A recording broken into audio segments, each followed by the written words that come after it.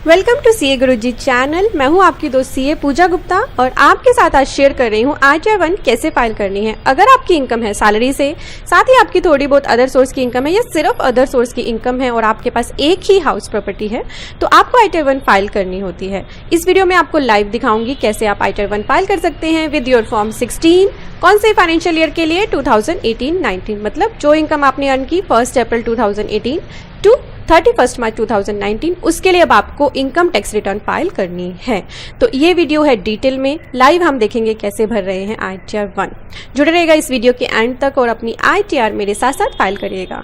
ये वीडियो हिंदी में है, इसका इंग्लिश वर्जन मैंने इस वीडियो के डिस्क्रिप्शन में डाल दिया है, तो इंग्लिश में देखने के लिए उस लिंक पे क्लिक कर लीजिए। ITR 1 फाइल करना बहुत ही ईजी होता है, बहुत ही सिंप्लीफाइड फॉर्म है।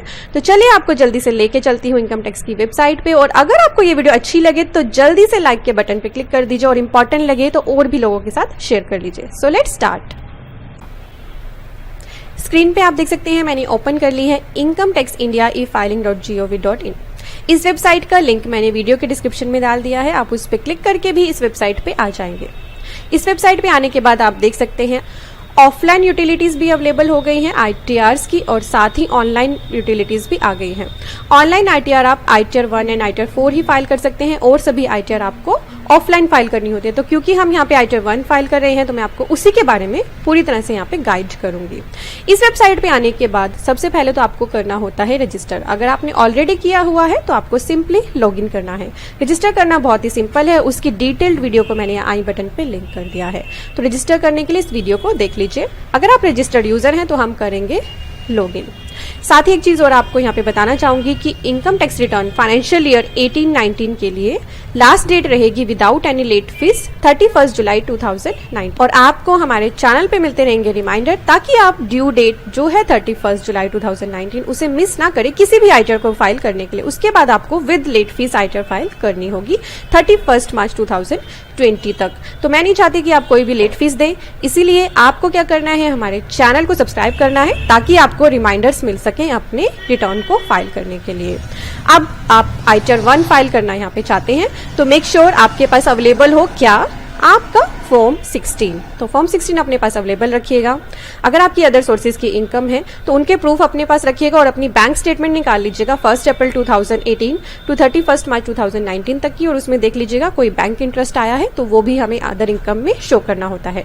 जितनी इन्वेस्टमेंट्स आपने की हैं उन्हें अपने पास रख लीजिए, अपने पास अवेलेबल कर लीजिए, क्योंकि उनकी डिटेल भी हम ITR में फिल करेंगे। क्योंकि यहाँ पे हम ITR ऑनलाइन फाइल कर रहे हैं तो 26 AS में यहाँ पे आपको नहीं बोलूंगी कि आप चेक करें, पर आप चाहें तो 26 AS चेक कर सकते हैं। और मेक श्योर जिसने भी आपका TDS काटा है वो पूरा TDS आपके 26 AS में रिफ्लेक्ट हो रहा हो। अगर नहीं हो रहा तो जल्दी मत करिएगा, पहले बात करिएगा जिसने भी आपका TDS काटा है उससे बात करिएगा कि हमारा TDS शो नहीं हो रहा 26 AS में। जब तक वो TDS शो ना हो जाए अपनी इनकम टैक्स की रिटर्न फाइल मत करिएगा। जैसे ही आपका सारा TDS शो हो जाए, फॉर्म 16 आपके पास आ जाए, आपके सारे सेविंग्स के प्रूफ आपके पास हो, अदर इनकम के प्रूफ आपके पास हो और आपके लोन की स्टेटमेंट आपके पास हो, तो आप ITR इजिली फाइल कर सकते हैं। तो मेरे पास मेरी सभी डिटेल्स हैं, मैं क्लिक कर रही हूँ लॉगिन हियर पे। लॉगिन पे क्लिक करते ही आपको अपना यूजर ID, पासवर्ड और कैप्शंस एंटर करके लॉगिन कर लेना है। तो मैं जल्दी से अपना लॉगिन कर लेती हूँ। हम आ गए हैं हमारे डैशबोर्ड पे, मैंने अपना अकाउंट कर लिया है लॉगिन। यहाँ पे मैं आपको ITR 1 फाइल करना सिखा रही हूँ। साथ ही एक सजेशन और देना चाहूंगी कि अगर आप खुद अपनी ITR फाइल नहीं कर पा रहे हैं, कोई भी रीजन हो सकता है, आपके पास टाइम नहीं है, कोई इमरजेंसी आ गई है, आपको समझ नहीं आ रहा है, कोई परेशानी है, उलझन है, कोई दिक्कत है, तो आपको स्क्रीन पे एक वेबसाइट दिखाई दे रही है जिसका एड्रेस है www.legalsahayak.com। ये बहुत ही मिनिमम चार्जेस पे आपकी इनकम टैक्स रिटर्न फाइल कर सकते हैं। तो आप अगर इनकी पेड सर्विसेज लेना चाहते हैं तो इस वेबसाइट को विजिट जरूर करिएगा। अपनी इनकम टैक्स रिटर्न को गलत फाइल मत करिएगा, गलती से अच्छा है एक्सपर्ट की एडवाइस ले लें। तो चलिए शुरू करते हैं अपनी इनकम टैक्स रिटर्न फाइल करना। डैशबोर्ड पे मैं आ गई हूँ। अब आपको क्या करना है, डैशबोर्ड पे ही आपको ऑप्शन दिखाई देती है filing of income tax return. इस ऑप्शन पे आपको क्लिक करना है। यहाँ क्लिक करते ही आपके पास आपका पैन नंबर ऑटोमेटिकली दिखाई देता है। अब हमें असेसमेंट ईयर चूज करना है। असेसमेंट ईयर केयरफुली देख लीजिएगा, हम यहाँ पे 1920 की बात कर रहे हैं। ITR फॉर्म नंबर आपको चूज करना है। अभी 2 ही ITR दिखाई दे रही हैं, जल्दी ही और सभी ITR भी अवेलेबल होने वाली हैं। तो मैं ITR 1 चूज कर रही हूँ। फाइलिंग का टाइप हमारा रहेगा ओरिजिनल रिटर्न। सबमिशन का मोड हम कर रहे हैं प्रिपेयर एंड सबमिट ऑनलाइन। इस पे क्लिक करते ही नीचे फर्दर ऑप्शंस आगे आपको बता देती हूँ। नीचे यहाँ पे आपको एक नोट दिया है कि कुछ चीजें ऑटो फिल्ड होंगी। क्या? आपका PAN, name, date of birth, आपका एड्रेस, आपके 26 AS में जो TDS है वो सभी चीजें यहाँ पे ऑटो फिल होंगी। पर आप चाहें तो पिछली ITR से क्या चीजें ले सकते हैं, nature of employment, type of house property and bank details. और साथ ही अगर आपने फॉर्म 10 ही फाइल किया है तो टैक्स रिलीफ भी ऑटोमेटिकली यहाँ पे आ जाएगा। तो अगर आप चाहें तो इन सभी पे टिक कर सकते हैं। वो भी फील्ड आप ऑटो फिल चाहते हैं इन चारों ऑप्शन में से उन पे आप टिक कर सकते हैं। आपको एक खुशखबरी और देना चाहूंगी कि अब हिंदी में भी ये फॉर्म अवेलेबल है। तो अगर आप हिंदी वाले वर्जन पे क्लिक करना चाहें तो ये फॉर्म हिंदी में आ जाएगा आपके सामने। तो मुझे हिंदी में नहीं चाहिए, मैं क्लिक कर रही हूँ कंटिन्यू पे। कंटिन्यू पे क्लिक करते ही ये देखिए हमारे पास ओपन हो गई है ITR 1 for the assessment year 1920। साथ ही इन्होंने लिखा है ITR 1 का पूरा नाम है सहज इंडियन इनकम टैक्स रिटर्न, और ये किस पर्सन के लिए है ये भी इन्होंने बताया है। फॉर द रेजिडेंट, तो ये NRI पर्सन नहीं भर सकते जिनकी टोटल इनकम है अप टू 50 लाख, जिनकी इनकम है सैलरी से, एक हाउस प्रॉपर्टी जिनके पास है या अदर सोर्स की इनकम है, और जिनकी एग्रीकल्चर इनकम अगर है तो वो 5000 से ज्यादा नहीं है। साथ ही अब एक मॉडिफिकेशन, एक चेंज लाया गया है ITR 1 में कि इसे ऐसे इंडिविजुअल जो किसी कंपनी में डायरेक्टर हैं, साथ ही ऐसे इंडिविजुअल जिन्होंने अनलिस्टेड इक्विटी शेयर में इन्वेस्ट किया है, वो लोग ITR 1 फाइल नहीं कर पाएंगे। तो ये जो सिंपल फॉर्म है ये है जिनकी इनकम है 50 लाख तक और जो या तो सैलरी से या हाउस प्रॉपर्टी से या अदर सोर्स से इनकम अर्न करते हैं या सभी से करते हैं, और अगर एग्रीकल्चर इनकम उनकी है तो वो 5000 रुपए तक है। तो अगर आपका ये केस है तो आप ये ITR 1 फाइल कर सकते हैं। चलिए अब देखते हैं ITR 1। इंस्ट्रक्शंस सिंपल है कि आपको बैक बटन पे क्लिक नहीं करना है और सेव ड्राफ्ट वाले बटन पे बार बार क्लिक करते रहना है ताकि आप जितना भी डेटा एंटर करें वो ऑटोमेटिकली सेव होता रहे। अब बढ़ रहे हैं पार्ट ए जर्नल इन्फॉर्मेशन पे। पार्ट ए में आते ही आपकी बहुत सारी डिटेल्स आपको ऑटो फिल दिखाई देती है। आपका पैन, आपका नाम, आधार नंबर अगर नहीं है तो आप डाल लीजिए। ऐसा नहीं है कि इसमें कोई भी डिटेल एडिटेबल नहीं है। पैन, आपका नाम और आपके डेट ऑफ बर्थ को छोड़ के सभी चीजें एडिटेबल है। आपका Aadhaar number, email address, mobile number और एड्रेस, आप चाहें तो इन्हें एडिट कर सकते हैं। मेक श्योर ईमेल एड्रेस और मोबाइल नंबर डालिएगा एक्टिव, और आधार नंबर अगर अभी आपने नहीं लिया है तो इनकम टैक्स रिटर्न फाइल करने से पहले अप्लाई कर लीजिए क्योंकि ये मैंडेटरी है। अप्लाई करते ही जो आपको एनरोलमेंट ID मिलेगा उसके बेसिस पे भी आप रिटर्न फाइल कर सकते हैं। नीचे जब हम आ रहे हैं तो हमें नेचर ऑफ एम्प्लॉयमेंट सिलेक्ट करना है। नेचर ऑफ एम्प्लॉयमेंट हो सकती है अगर आप गवर्नमेंट एम्प्लॉय है तो गवर्नमेंट चूज करिए, पब्लिक सेक्टर यूनिट में एम्प्लॉय हैं आप तो पब्लिक सेक्टर यूनिट चूज करिए। पेंशनर्स के केस में इन्होंने पर्टिकुलर अब डाल दिया है, पहले नहीं था। पहले ये ड्रॉप डाउन लिस्ट में पेंशनर्स की ऑप्शन नहीं थी, तो अगर आप पेंशन से इनकम अर्न करते हैं तो भी आपको ITR 1 ही फाइल करनी है, तो इसे चूज कर लीजिएगा। या फिर आपकी नेचर ऑफ एम्प्लॉयमेंट अदर है, मतलब आप प्राइवेट जॉब में है तो आप अदर चूज कर लीजिएगा। तो मैं यहाँ पे अदर्स चूज कर रही हूँ। नेक्स्ट है रिटर्न फील्ड अंडर सेक्शन का कॉलम है, उसके लिए ड्रॉप डाउन लिस्ट है। हम फील्ड अंडर सेक्शन पे देखेंगे तो 139(1) ऑन और before due date automatically choose है, क्योंकि हम ड्यू डेट से पहले फाइल कर रहे हैं तो हमें इसे ही चूज करना है और किसी सेक्शन पे आपको ध्यान नहीं देना है। जो बॉक्सेस हैं ये आपको फाइल नहीं करने हैं, ये ऑटोमेटिकली सिस्टम से फिल होंगे और आपको सेव ड्राफ्ट पे क्लिक करते रहना है। अब हम आ गए हैं कंप्यूटेशन ऑफ टोटल इनकम पे, जो नेक्स्ट टैब है, वेरी इंपॉर्टेंट। इसमें आपको सबसे पहले कौन सी इनकम फिल करनी है, सैलरी या पेंशन। तो बहुत सारे लोग मुझसे क्वेश्चन भी करते थे कि पेंशन को कहाँ पे दिखाना है। पेंशन को बिल्कुल आपको सैलरी की तरह ही ट्रीट करना है, उसी की तरह आपको ये इनकम भरनी है। तो चलिए अब ये डिटेल्स कैसे फाइल करनी है इसके लिए मैं आपको अपना फॉर्म 16 दिखा देती हूँ और उसी के बेसिस पे हम यहाँ पे इनकम फिल करेंगे। तो सैलरी की इनकम एंटर करने के लिए मेक श्योर आपने अपना फॉर्म 16 अपने एम्प्लॉयर से ले लिया हो। तो आपको दिखा देती हूँ मेरा फॉर्म 16। स्क्रीन पे आप देख सकते हैं ये है फॉर्म 16 जिसमें मेरी सभी डिटेल्स हैं, जितनी मेरी इनकम है, जितने मेरे एग्जाम अलाउंस है। दोबारा आपको ले आई हूँ इनकम टैक्स की साइट पे। अब की बार क्या किया गया है, पिछली बार ITR 1 के फॉर्म में सैलरी की इनकम में बड़ी कंफ्यूजन कर दी गई थी जिसकी वजह से लोगों ने बहुत सारी गलतियां की थी। इस बार फिर से इसे मॉडिफाई करके सिंपल बना दिया गया है। बिल्कुल आपको अपने फॉर्म 16 की तरह डिटेल्स एंटर करनी है। इस बार कोई कंफ्यूजन आपको नहीं होने वाली है। आपको दिखा देती हूँ जो डिटेल्स यहाँ पे मांगी है सेम वही कॉलम्स आपके फॉर्म 16 में भी होते हैं।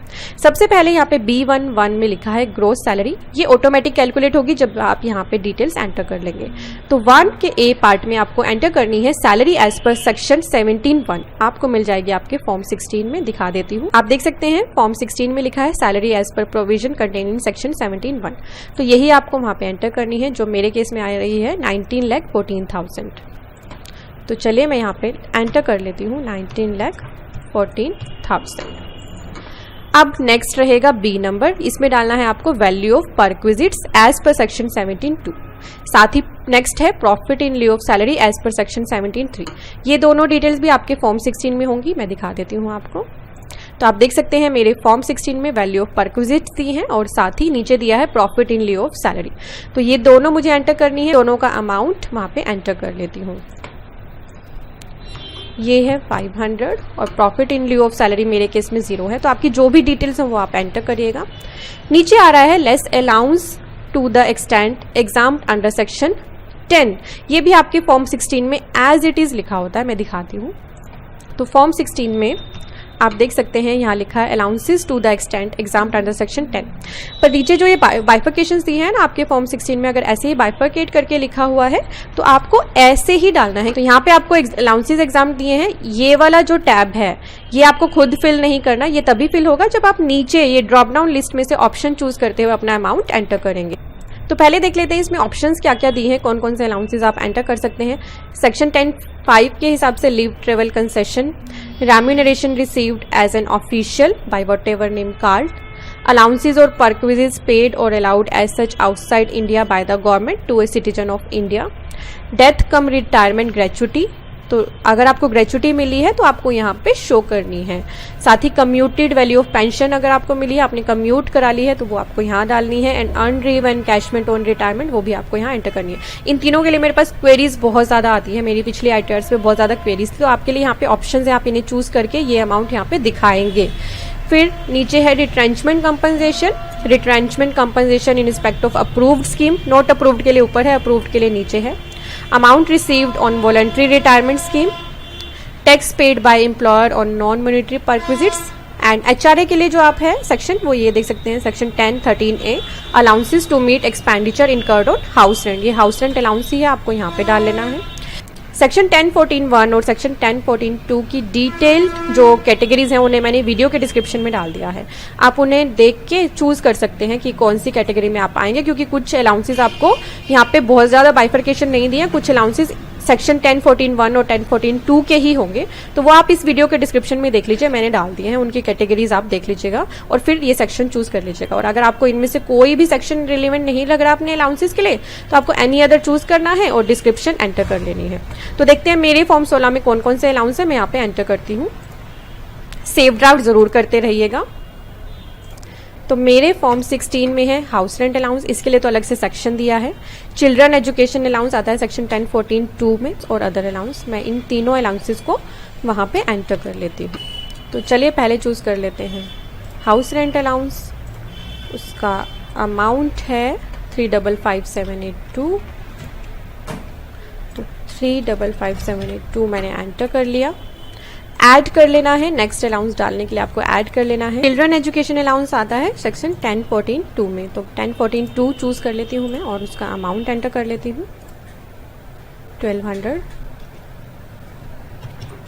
एंटर कर लिया मैंने। और इसके बाद मुझे फिर से ऐड करना है अदर अलाउंसेस, तो मैं एनी अदर चूज करके डिस्क्रिप्शन यहाँ पे डाल दूंगी जिस तरह के अलाउंसेस हैं और साथ ही मैं उसका अमाउंट यहाँ पे एंटर कर लेती हूँ। डिस्क्रिप्शन में जो भी अलाउंसेस, अगर आपको एनी अदर अलाउंसेस की आप मेक श्योर आप अपने एम्प्लॉयर से इसकी डिटेल ज़रूर ले लें। तो मेरे केस में यहाँ पे यूनिफॉर्म अलाउंस एक्सेट्रा है, तो मैं यहाँ पे यही लिख रही हूँ। तो मैंने यहाँ पे अपने अलाउंसेस एंटर कर लिए। तो मेक श्योर अलाउंसेस को एंटर करते हुए गलती ना करिए, क्योंकि जनरली जो क्वेरीज आती है ना बाद में नोटिस इशू होते हैं तो वो अलाउंसेस को लेके होते हैं। सैलरी के केस में अपने अलाउंसेस को बड़े केयरफुल एंटर करिएगा। और 10(14)(1) और 10(14)(2) दोबारा बता रही हूँ, इसमें जो भी अलाउंस आते हैं मैंने वीडियो के डिस्क्रिप्शन में लिखे हुए हैं, वहाँ से आप देख लीजिएगा। तो अब ये सभी डिटेल्स आप एंटर कर लेंगे तो आपकी नेट सैलरी आएगी और नेट सैलरी को एक बार आपको क्या करना है, अपनी फॉर्म 16 से चेक कर लेना है। तो मेरा सैलरी का अमाउंट यहाँ पे बिल्कुल सही आ रहा है। नीचे दी है डिडक्शंस। डिडक्शंस कौन सी, entertainment allowance, tax on employment या कोई भी अगर डिडक्शंस दिए उनमें अमाउंट है तो आपको वो भी वहाँ पे एंटर करना है। तो आप देख सकते हैं नेट सैलरी के बाद दिया है डिडक्शन अंडर सेक्शन 16। तो जो भी डिडक्शंस हैं आपके फॉर्म 16 में, चाहे वो स्टैंडर्ड डिडक्शन है, एंटरटेनमेंट अलाउंस है, प्रोफेशनल टैक्स है, तो आपको पता है स्टैंडर्ड डिडक्शन एप्लीकेबल थी फाइनेंशियल ईयर 2018-19 में जो थी ₹40,000। और साथ ही मेरे पास एक क्वेश्चन और आता है कि क्या स्टैंडर्ड डिडक्शन पेंशन के लिए भी एप्लीकेबल है। जी हाँ, बिल्कुल पेंशन के लिए भी एप्लीकेबल है। तो आप अपनी स्टैंडर्ड डिडक्शन ले लीजिएगा, वैसे ये आपके फॉर्म 16 में भी दी हुई होगी। तो इस तरह से आपकी सैलरी की डिटेल हो जाएगी कंप्लीट, आपकी डिडक्शंस आ जाएंगी जो भी आपके फॉर्म 16 में दिया है। आपको यहाँ पे डिडक्शंस एंटर करनी है। डिडक्शंस में क्या क्या हो सकती हैं, standard deduction, entertainment allowance and professional tax. तो ये पर्टिकुलर इन्होंने ये डिडक्शंस के हेड दिए हैं, इन्हें आपको यहाँ पे एंटर कर लेना है। तो आपकी निकल आएगी income chargeable under the head salary. इसी इनकम पे अब आपकी टैक्स लगेगा। अब हमने सैलरी की इनकम एंटर कर ली अपने फॉर्म 16 से। मेक श्योर आपके फॉर्म 16 से ये डिटेल बिल्कुल मैच हो। अब आ जाते हैं हम नीचे हाउस प्रॉपर्टी की इनकम पे। हाउस प्रॉपर्टी आपको यहाँ पे फिल करनी है, टाइप ऑफ हाउस प्रॉपर्टी। अगर नहीं है आपके केस में कोई हाउस प्रॉपर्टी नहीं है तो आप इसे छोड़ दीजिएगा। तो अगर आपके पास हाउस प्रॉपर्टी है, पहले तो आपको ये बताना है कि क्या आप खुद उसमें रहते हैं, तो सेल्फ ऑक्यूपाइड है। अगर आपने रेंट पे दी हुई है तो लेट आउट हो जाएगी। डीम्ड लेट आउट कब होती है, जब एक से ज्यादा हाउस प्रॉपर्टी होती है, तो ये आपके लिए एप्लीकेबल नहीं होगा। तो अगर आप खुद उसमें रहते हो तो सेल्फ ऑक्यूपाइड कर लीजिएगा। ये उस केस में भी होगा अगर आपके पास हाउसिंग लोन चल रहा है अगर आपकी प्रॉपर्टी पे, तब भी आपको सेल्फ ऑक्यूपाइड चूज करना है। अगर आपने रेंट पे दिया है तो लेट आउट आपको चूज करना है। तो मेरे केस में सेल्फ ऑक्यूपाइड है। अगर आपकी सेल्फ ऑक्यूपाइड है तो आप यहाँ पे क्या एंटर कर पाएंगे, जो भी आपने इंटरेस्ट लिया है अपनी हाउस प्रॉपर्टी पे। तो जितना भी इंटरेस्ट आपकी हाउस प्रॉपर्टी पे है वो आपको एंटर कर लेना है। जैसे मेरे केस में है 17,612, तो ऑटोमेटिकली नेगेटिव फिगर नीचे आपको दिखाई देगी। तो आपको खुद माइनस नहीं लगाना है इसके साथ, ये ऑटोमेटिकली माइनस ही होगी आपकी इनकम में से। तो अगर मैं इसे लेट आउट कर देती हूँ तो लेट आउट करने पे क्या होगा, आपको ग्रोस रेंट रिसीव दिखाना पड़ेगा, tax paid to local authority अगर कुछ है तो वो दिखाना पड़ेगा। तो आपकी एनुअल वैल्यू निकल आएगी और जो 30% की अबेटमेंट मिलती है हाउस प्रॉपर्टी के रेंट के केस में वो आपको यहाँ पे ऑटोमेटिकली मिल जाएगा। अगर आपने कोई लोन लिया है तो हाउस प्रॉपर्टी के इंटरेस्ट की डिडक्शन आपको यहाँ मिल जाएगी। और साथ ही नीचे दिया है एरियर या unutilise rent received during the year less 30%, ऐसा कुछ है तो वो आप यहाँ पे एंटर कर लीजिएगा। और फिर आ जाएगी आपकी income chargeable under the head house property. अगर आपकी इनकम हाउस प्रॉपर्टी से नहीं है तो आप इसे छोड़ दीजिएगा। तो यहाँ पे मेरी डिटेल्स एंटर हो गई है सैलरी और हाउस प्रॉपर्टी की। चलिए सबसे पहले तो मैं इसे कर लेती हूँ सेव ड्राफ्ट जरूर करते रहिएगा वरना आपका डेटा हो जाएगा लॉस्ट। यहाँ पे एक नोट भी दिया है, maximum loss from house property that can be set off is 2 lakh. To avail the benefit of carry forward and set off loss please use ITR 2। अगर आपने कोई हाउस प्रॉपर्टी सेल की है, उस पर लॉस है, तो आप उसको कैरी फॉरवर्ड या सेट ऑफ करना चाहते हैं तो आपको ITR 2 यूज कर। तो अब हमारे यहाँ पे सैलरी की इनकम फिल हो गई है, हाउस प्रॉपर्टी की इनकम फिल हो गई है। हम क्लिक कर देते हैं सेव ड्राफ्ट पे। अब हम आ रहे हैं नंबर 3 है income from other source. Income from other source के लिए इन्होंने यहाँ पे ड्रॉप डाउन लिस्ट दी है आपको। तो अगर आपके पास इंटरेस्ट आया है सेविंग अकाउंट से तो आपको एंटर करना है अपना अमाउंट। मेरे केस में है 1500, मैंने इसे चूज कर लिया। फिर आपको जितनी भी अदर इनकम ऐड करनी है उसके लिए आपको ऐड पे क्लिक करना है। अब देख लेते हैं इसके बाद कौन सा ड्रॉप डाउन है। इंटरेस्ट फ्रॉम सेविंग के बाद है इंटरेस्ट फ्रॉम डिपॉजिट, जो हो सकता है बैंक्स, पोस्ट ऑफिस या कोऑपरेटिव सोसाइटी का। तो अगर आपने FD वगैरह या कोई डिपॉजिट्स कराए हुए हैं बैंक में, पोस्ट ऑफिस या कोऑपरेटिव सोसाइटी में, उससे जो आपको इंटरेस्ट मिला है वो भी आपको इनकम फ्रॉम अदर सोर्स में यहाँ पे ड्रॉप डाउन लिस्ट से चूज करके दिखाना है। फिर नेक्स्ट है interest from income tax refund. पहले ये ऑप्शन नहीं थी, पहले ड्रॉप डाउन लिस्ट में ये ऑप्शन नहीं थी अदर सोर्स में। तो अब अगर आपको इनकम टैक्स से पिछले सालों में कोई रिफंड मिला था, लास्ट ईयर कोई रिफंड मिला था, तो उस पर जितना भी इंटरेस्ट आपको पे किया गया था उसको भी आपने यहाँ पे एंटर करना है। अगर आपको फैमिली पेंशन मिलती है तो इनकम फ्रॉम अदर सोर्स में आपको ड्रॉप डाउन लिस्ट से चूज करके यहाँ पे एंटर करनी होगी। या फिर आपको ऊपर के 4 ऑप्शंस में से कोई आपकी अदर इनकम नहीं है, किसी और ही तरह की अदर इनकम है, तो आपको एनी अदर चूज करके यहाँ पे स्पेसिफाई भी करना है कि क्या है आपकी अदर इनकम और फिर वो अमाउंट एंटर करना है। तो मेरे केस में ये नहीं है, मैं इसे छोड़ रही हूँ। नेक्स्ट रहेगा less deduction under section 57A in case of family pension income only. तो अगर हम यहाँ पे फैमिली पेंशन चूज करेंगे तो देखिए ये टैब एक्टिव हो जाएगा, क्योंकि फैमिली पेंशन के केस में जो डिडक्शन मिलती है वो आप यहाँ से क्लेम कर लेंगे। तो मैं इसे छोड़ देती हूँ। अब हमने हमारी सारी इनकम एंटर कर ली है, सैलरी की, हाउस प्रॉपर्टी और अदर इनकम भी। जो भी आपके लिए रिलेवेंट हो वो इनकम एंटर करिएगा और सभी को छोड़ दीजिएगा। अब आ रहे हैं हम डिडक्शंस पे। These are most important. इससे बचता है आपका टैक्स। तो जितनी भी सेविंग्स आपने की है, जैसे कि अंडर सेक्शन 80C, इसमें कौन कौन सी मेनली कवर होती है। कोई आपने इंश्योरेंस प्रीमियम पे किया है, बच्चों की ट्यूशन फीस अगर आपने दी है, आप अगर आपके पास हाउसिंग लोन था तो आप उसका प्रिंसिपल की डिडक्शन आपको 80C में लेनी है। यहाँ पे भी लिखा हुआ है, थोड़ा बहुत यहाँ भी लिखा हुआ है, कंट्रीब्यूशन टू प्रोविडेंट फंड है, वो भी आपको यहाँ पे डिडक्शन मिल जाएगी। डेफर्ड एन्युटी है, या आपने subscription to certain equity share और डिबेंचर किया है जो एलिजिबल है 80C के लिए। तो जो भी इन्वेस्टमेंट्स आपकी एलिजिबल हैं सेक्शन 80C के अंदर, उनकी डिडक्शन आपको यहाँ पे एंटर कर लेनी है। सेक्शन 80C के केस में लिमिट है 1,50,000 की, और जितनी भी डिडक्शंस आपने अपने एम्प्लॉयर के पास सबमिट कर दी होंगी डिटेल्स, वो आपके फॉर्म 16 में भी रिफ्लेक्ट होंगी। फॉर्म 16 देख सकते हैं यहाँ पे सेक्शन 80C के अंदर जितनी भी इन्वेस्टमेंट्स की हुई थी, जैसे हाउसिंग लोन का प्रिंसिपल था, लाइफ इंश्योरेंस और सुकन्या समृद्धि योजना, उन सभी का अमाउंट बनता था 1,58,407, पर इसकी लिमिट है 1,50,000, तो एम्प्लॉयर ने 1,50,000 की ही डिडक्शन दी है।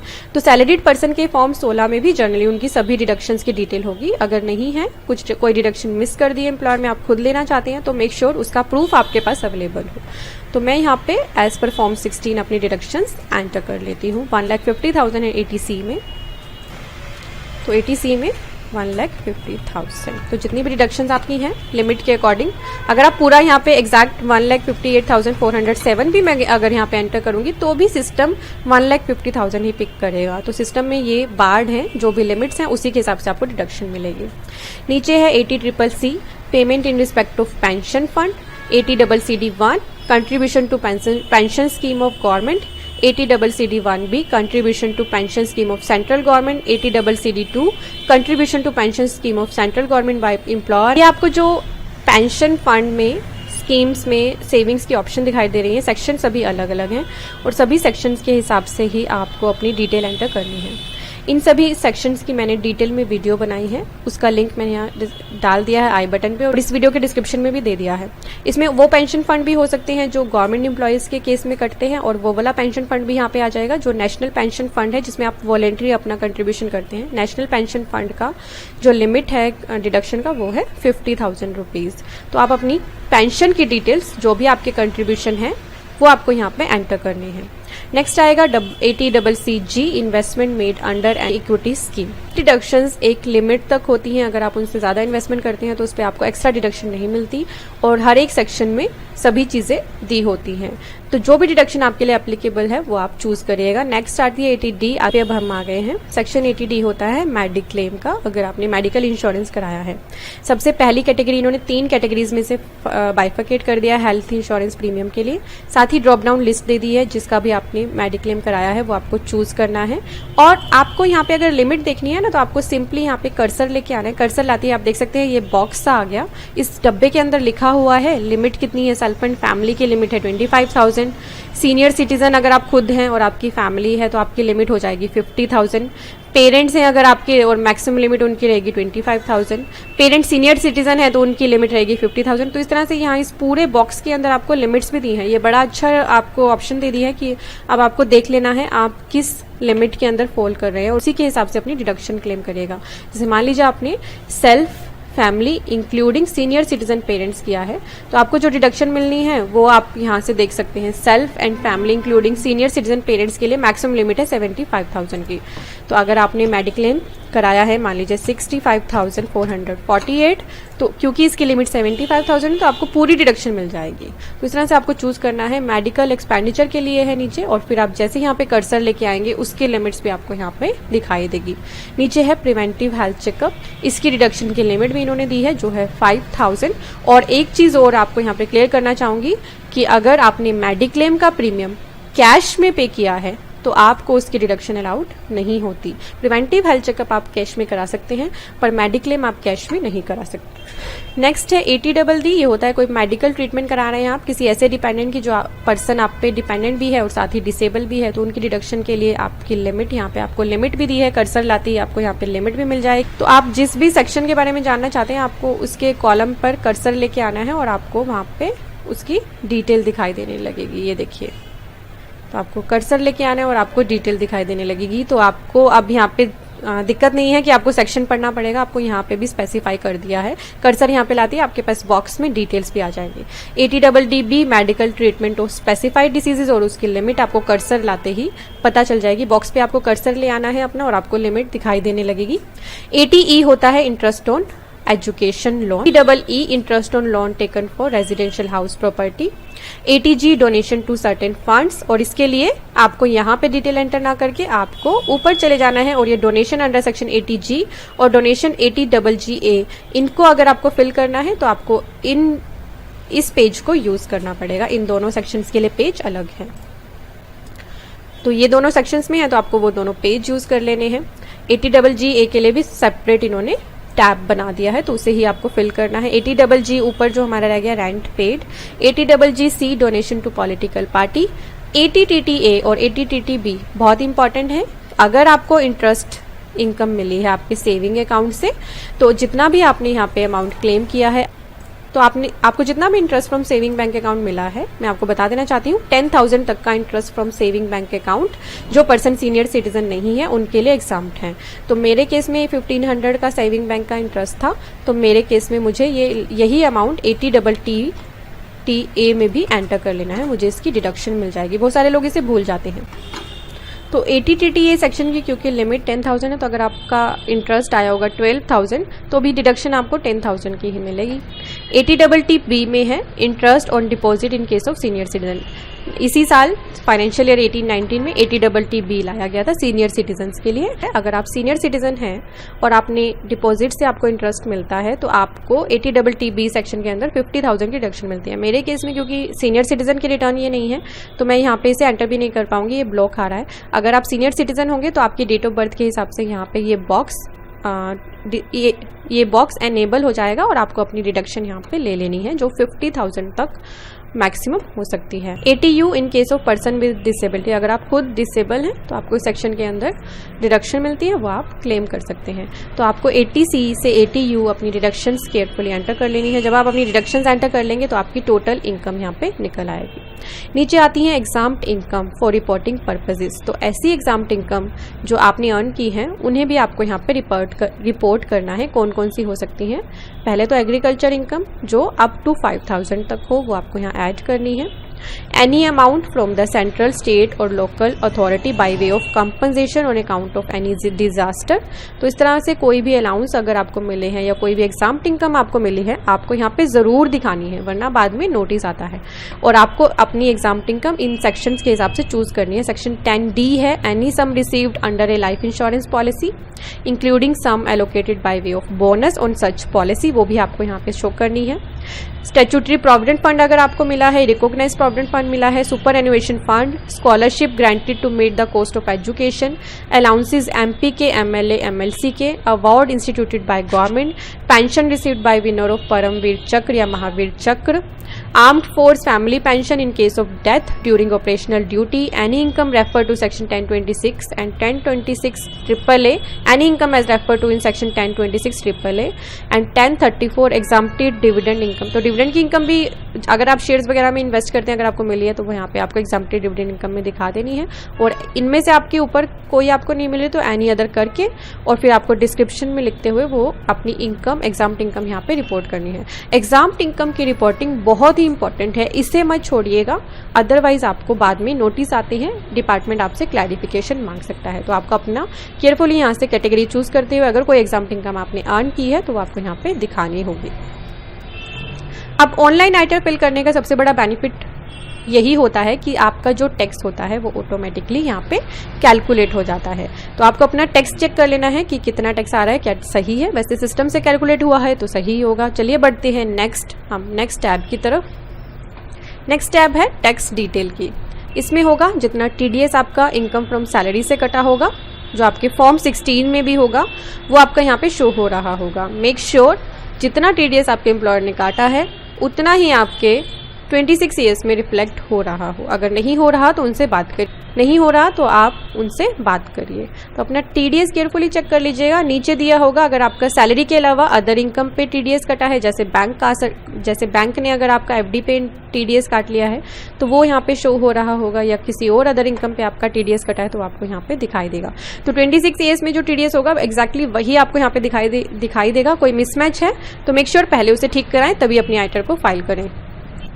नीचे होता है TCS और सबसे नीचे होता है advance tax and self assessment tax payments. तो अगर किसी पर्सन ने खुद ही अपना टैक्स पे किया है, मेरे पास बड़ी ज़्यादा क्वेरी भी आती है, बहुत सारे लोग टैक्स पे कर देते हैं पर ITR में उसकी डिटेल डालना भूल जाते हैं। उसकी वजह से उनके पास बाद में नोटिस आते हैं। तो मेक श्योर अगर आपने कोई भी टैक्स पे किया है, चाहे वो एडवांस टैक्स था या सेल्फ असेसमेंट टैक्स था, तो उसकी डिटेल आप यहाँ पे ज़रूर एंटर करें। टैक्स डिटेल वाले कॉलम में ही आपको BSR code, date of deposit, challan का नंबर और टैक्स पेड यहाँ पे एंटर करना होता है। ये सभी डिटेल्स आपको आपके चालान से मिल जाती हैं। इसे मिस मत करेगा अगर आपने खुद कोई टैक्स डिपॉजिट किया है, बड़ा इंपॉर्टेंट है। बाद में अननेसेसरी आपके पास नोटिस आएगा अगर इसे आप नहीं एंटर करेंगे। सेव ड्राफ्ट करते रहिए। नेक्स्ट स्टेप है हमारी टैक्सेस पेड एंड वेरिफिकेशन। इसके बाद क्या होगा, आपके पास दिखाई देगा कि टोटल टैक्स आपका कितना पेड है, अमाउंट पेबल कितना है और आपका रिफंड कितना बनता है। तो अगर आपका अमाउंट पेबल बनता है तो अपनी आइटर को फाइल मत करिएगा बिना टैक्स पे किए। अगर आपने अपनी सारी डिटेल्स बिल्कुल सही एंटर करी है और आपका कोई अमाउंट पेबल बनता है जो आपके हिसाब से लगता है आपको कि बिल्कुल सही है, तो आपको यहीं पे ई पे टैक्स की ऑप्शन दी है। डायरेक्टली आप इससे जाके अपना टैक्स बड़ा इजीली पे कर सकते हैं, क्योंकि इसमें आपकी आधी से ज़्यादा डिटेल्स ऑटो फिल होंगी। तो आप यहाँ से ई पे टैक्स कर लीजिएगा अगर आपका अमाउंट पेबल आ रहा है, और उसको पे करने के बाद चालान की डिटेल्स यहाँ पे ज़रूर एंटर करिएगा। ऐसा ना हो कि टैक्स पेबल आ रहा है और ऐसी आइटर फाइल कर रहे। रिफंड अगर आपका बनता है तो आपका रिफंड यहाँ पे शो होने लगेगा। तो मेक श्योर आपकी सभी डिटेल्स ऊपर की ठीक हो, रिफंड का अमाउंट या टैक्स पेबल आपका 0 आ रहा हो। नीचे अब आपको एंटर करनी होती है अपनी बैंक की डिटेल्स। जितने भी आपके पास बैंक अकाउंट है आपके नाम पे, उन सभी की डिटेल्स आपको एंटर करनी होती है। कौन से अकाउंट्स को छोड़ के? डोरमेंट अकाउंट्स को छोड़ के आपको क्या एंटर करना है? IFSC, name of bank and account number. तो जो पहली कैटेगरी होती है वो बड़ी इंपॉर्टेंट होती है। ये ऐसे बैंक की डिटेल होती है जिसमें आप चाहते हैं आपका रिफंड आ जाए, तो इसको बड़े केयरफुली एंटर करिएगा। अकाउंट नंबर में गलती ना करिएगा, वरना आपके रिफंड आने में दिक्कत होगी। अदर बैंक की डिटेल्स, तो पहले बैंक के अलावा जितने बैंक है उन्हें यहाँ पे ऐड करके आप नीचे आ जाएगी आपकी वेरिफिकेशन। आपका नाम ऑटोमेटिकली आ रहा होगा, आपके फादर का नाम भी ऑटोमेटिकली आ रहा होगा क्योंकि आप ऑनलाइन फाइल कर रहे हैं। फिर आपको जो ये further declare in capacity as, यहाँ पे ड्रॉप डाउन लिस्ट दी है। अगर आप खुद भर रहे हैं तो सेल्फ यूज करिए, किसी रिप्रेजेंटेटिव के लिए भर रहे हैं तो रिप्रेजेंटेटिव, जनरली आपके केस में सेल्फ ही होगा। परमानेंट अकाउंट नंबर ऑटोमेटिक आएगा। प्लेस अपना एंटर कर लीजिएगा, जो आपके एड्रेस की सिटी है वही प्लेस यहाँ पे एंटर करिएगा। और डेट ऑटोमेटिकली सिस्टम से आएगा, ये आपको नहीं फिल करना है। नीचे ये जो 3 ऑप्शंस दी है ना, इनमें से किसी एक ऑप्शन को आपको जरूर चूज करना है। अगर आप नहीं करेंगे तो आपके पास एक एरर मैसेज आ जाएगा कि please tick the verification option. मेरे पास क्वेरी भी थी एक पर्सन की कि ऐसी मेरे पास एरर आ रही है, तो अब मैं क्या करूं। तो इन तीनों में से एक कैटेगरी आपको चूज करनी ही पड़ेगी। ये वेरिफिकेशन के लिए है कि अगर आप ई-वेरीफाई करना चाहते हैं प्री वैलिडेट आधार या बैंक से, तो आपको ये चूज करना है। 128 डेज के अंदर कर लेंगे तो आपको सेकंड ऑप्शन टिक करनी है। अगर आप ई-वेरीफाई नहीं करना चाहते या हार्ड कॉपी में भेजना चाहते हैं तो आपको तीसरी ऑप्शन पे टिक कर लेना है। यहाँ पे टिक कर लेने का मतलब ये नहीं है कि आप बाद में ई-वेरिफिकेशन नहीं कर पाएंगे, आप बाद में भी ई-वेरीफाई कर पाएंगे जब आपकी रिटर्न हो जाए सबमिट। तो इसके लिए कोई आपको ज़रूरत नहीं है घबराने की, इनमें से कोई भी एक ऑप्शन चूज कर लीजिएगा और फिर आपको क्लिक करना है प्रीव्यू एंड सबमिट पे। प्रीव्यू एंड सबमिट पे क्लिक करते ही आपके पास, प्रीव्यू एंड सबमिट पे क्लिक करने का मतलब ये नहीं है कि आपकी रिटर्न एकदम से सबमिट हो जाएगी। पहले प्रीव्यू होगी, जैसा कि बटन का नाम है प्रीव्यू, और फिर होगी सबमिट। पहले प्रीव्यू में आप देख पाएंगे तो आपको प्रीव्यू में पूरा आपका फॉर्म एक साथ दिखाई देगा। आप चाहें तो उसे अपने पास PDF में सेव भी कर लीजिएगा। उस फॉर्म को पूरा देखने के बाद जब आपको लगे कि मेरी डिटेल्स बिल्कुल सही है तो आप कर लीजिएगा क्लिक सबमिट पे। सबमिट पे क्लिक करते ही आ जाएगी आपके पास आपकी ITR V। तो मैं उम्मीद करती हूँ आपने अपनी ITR मेरी वीडियो को देख के फाइल कर ली है। अगर फाइल की है तो जल्दी से इस वीडियो के कमेंट में येस लिख दीजिए कि आपने मेरी वीडियो को देख के अपनी ITR फाइल की है। और अगर आपकी कोई क्वेरी है या आपकी कोई वीडियो रिक्वेस्ट है तो आप मुझे इस वीडियो के कमेंट में बता सकते हैं। और अगर आप खुद अपनी ITR फाइल नहीं कर पा रहे तो मैंने आपको वेबसाइट सजेस्ट की हुई है www.legalsahayak.com। इसे विजिट करना बिल्कुल मत भूलिएगा। ITR बड़ी केयरफुली फाइल करना, गलतियां मत करना, अपने डॉक्यूमेंट्स कंप्लीट कर लेना। 26 AS आपका मैच हो जितना आपका TDS कटा है उससे, साथ ही आपका फॉर्म 16 ठीक हो, तभी अपनी ITR फाइल करिएगा। तो हैप्पी ई फाइलिंग। और अगर आपको ये वीडियो अच्छी लगी है तो जल्दी से लाइक के बटन पे प्रेस करिए। इंपॉर्टेंट लगी है तो शेयर करना तो आपको आता ही है, जल्दी से शेयर कर लीजिए। बड़ा इजी है, व्हाट्सएप पे, फेसबुक पे आप इनसे शेयर कर सकते हैं। और अगर आपने अभी तक हमें सब्सक्राइब नहीं किया है तो जल्दी से रेड कलर के सब्सक्राइब बटन को ग्रे कर दीजिए। Thank you for watching everyone, bye bye. Latest updates के लिए सब्सक्राइब करें CA गुरुजी चैनल को, बेल आइकन पे क्लिक करें सभी नोटिफिकेशंस के लिए, और ये करना बिल्कुल फ्री है।